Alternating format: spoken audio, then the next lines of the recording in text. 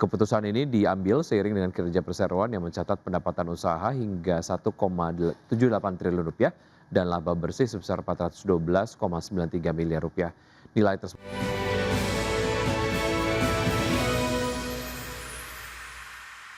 PT Metropolitan Land Tbk menyetujui pembagian dividen tunai sebesar 9,7 per saham dalam rapat umum pemegang saham tahunan tahun buku 2025. Keputusan ini diambil seiring dengan kinerja perseroan yang mencatat pendapatan usaha hingga 1,78 triliun rupiah dan laba bersih sebesar 412,93 miliar rupiah.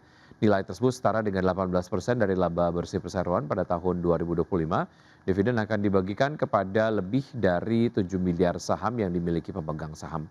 Sepanjang tahun 2025, perseroan membukukan pendapatan usaha sebesar 1,78 triliun, sementara laba bersih yang dapat diatribusikan kepada pemilik entitas induk mencapai 412,93 miliar rupiah.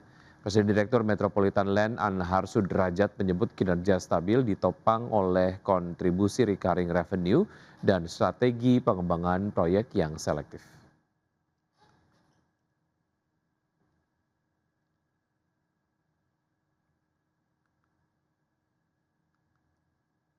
Amerika Serikat dan Iran dilaporkan telah mencapai kesepakatan selama 60 hari untuk memperpanjang gencatan senjata sekaligus memulai negosiasi terkait dengan program nuklir Iran. Laporan media Axios menyebut kesepakatan itu dicapai setelah serangkaian pembicaraan intensif antara pejabat kedua negara di tengah meningkatnya kekhawatiran eskalasi konflik di kawasan Timur Tengah. Amerika Serikat dan Iran dilaporkan telah mencapai kesepakatan selama 60 hari untuk memperpanjang gencatan senjata sekaligus memulai negosiasi terkait program nuklir Iran. Meski demikian, laporan tersebut menyebutkan bahwa Presiden Amerika Serikat Donald Trump masih harus memberikan persetujuan final sebelum kesepakatan tersebut resmi diberlakukan. Mengutip laporan Axios pada Kamis 28 Mei 2026, kesepakatan itu dicapai setelah serangkaian pembicaraan intensif antara pejabat kedua negara di tengah meningkatnya kekhawatiran internasional terhadap eskalasi konflik di kawasan Timur Tengah. Sementara itu, sebelum beredar laporan disepakatinya gencatan senjata, ketegangan antara kedua negara kembali meningkat setelah kedua negara saling melancarkan serangan udara terbatas pada Kamis 28 Mei di tengah kebuntuan negosiasi terkait keamanan Selat Hormuz dan upaya gencatan senjata yang rapuh. Insiden ini terjadi setelah Amerika melakukan serangan terhadap operasi drone Iran yang disebut berlangsung di dekat Selat Hormuz. Pejabat Amerika Serikat mengatakan militer Amerika berhasil menembak jatuh 4 drone serang Iran dan menghantam sebuah stasiun kendali darat di kota pelabuhan Bandar Abbas yang diduga sedang bersiap meluncurkan drone kelima. Sebagai balasan, Korps Garda Revolusi Iran menyatakan telah menargetkan pangkalan militer Amerika yang disebut bertanggung jawab atas serangan di sekitar Bandar Abbas. Berbagai sumber IDX Channel. Harga minyak mentah berakhir variatif pada perdagangan di hari Kamis setelah mengalami pergerakan fluktuatif di tengah beragam laporan mengenai perkembangan negosiasi perpanjangan gencatan senjata antara Amerika Serikat dan Iran. Minyak mentah berjangka Brent untuk kontrak pengiriman Juli ditutup turun 0,6% ke level 93,71 dolar per barrel, sedangkan minyak mentah berjangka West Texas Intermediate ditutup menguat 0,3% ke level 88,9 dolar per barrel. Harga minyak dalam beberapa sesi terakhir bergerak sangat volatile akibat sinyal yang saling bertentangan terkait dengan kemungkinan berakhirnya konflik Iran yang tengah berlangsung selama 3 bulan, serta potensi dibukanya kembali jalur pelayaran strategis Selat Hormuz. Reuters menyebut sejumlah sumber yang mengetahui pembicaraan tersebut mengatakan bahwa kesepakatan untuk memperpanjang gencatan senjata di Timur Tengah selama 60 hari telah tercapai. Meski demikian, sumber Reuters menyebutkan kesepakatan itu masih membutuhkan persetujuan Presiden Donald Trump. Di sisi lain, kantor berita Iran Tasnim melaporkan teks nota kesepahaman potensial dengan Amerika Serikat masih belum difinalisasi maupun dikonfirmasi.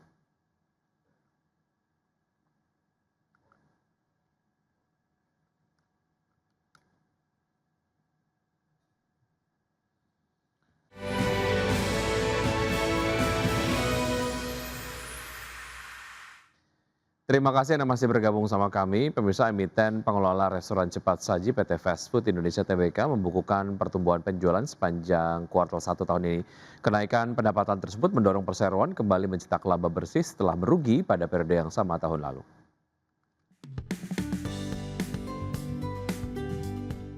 Emiten pengelola restoran cepat saji PT Fast Food Indonesia Tbk membukukan pertumbuhan penjualan sepanjang kuartal 1 2026. Kenaikan pendapatan itu turut mendorong perseroan kembali mencetak laba bersih setelah merugi pada periode yang sama tahun lalu.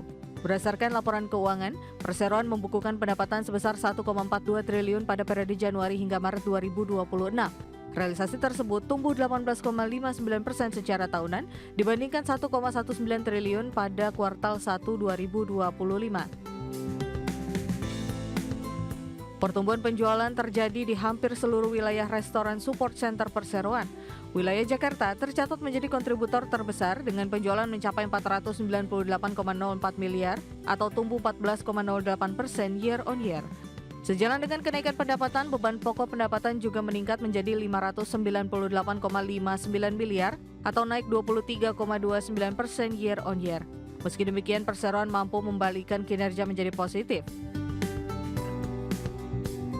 Perseroan membukukan laba bersih sebesar 13,28 miliar rupiah pada kuartal 1 2026 berbanding terbalik dengan rugi bersih sebesar 36,77 miliar pada kuartal 1 2025. Berbagai sumber IDX Channel. PT Mitra Pinastika Mustika Tbk memutuskan membagikan dividen tunai tahun buku 2025 sebesar Rp745,72 miliar atau setara dengan Rp170 per lembar saham. Adapun dividen tersebut berasal dari laba bersih perseroan tahun buku 2025 serta saldo laba ditahan. Tanggal daftar pemegang saham yang berhak menerima dividen atau recording date ditetapkan pada 10 Juni 2026, sedangkan pembayaran dividen tunai dijadwalkan pada 25 Juni 2026. Manajemen memastikan pembagian dividen tidak akan mempengaruhi kondisi operasional maupun keberlangsungan usaha perseroan. Adapun sebagai catatan, perseroan membukukan laba bersih sebesar Rp461,91 miliar sepanjang tahun 2025 dan melambat 19,3% secara tahunan. Di sisi top line, pendapatan perseroan tercatat sebesar Rp16,15 triliun pada tahun 2025, terkoreksi tipis 1,4% dibandingkan dengan raihan pada tahun sebelumnya.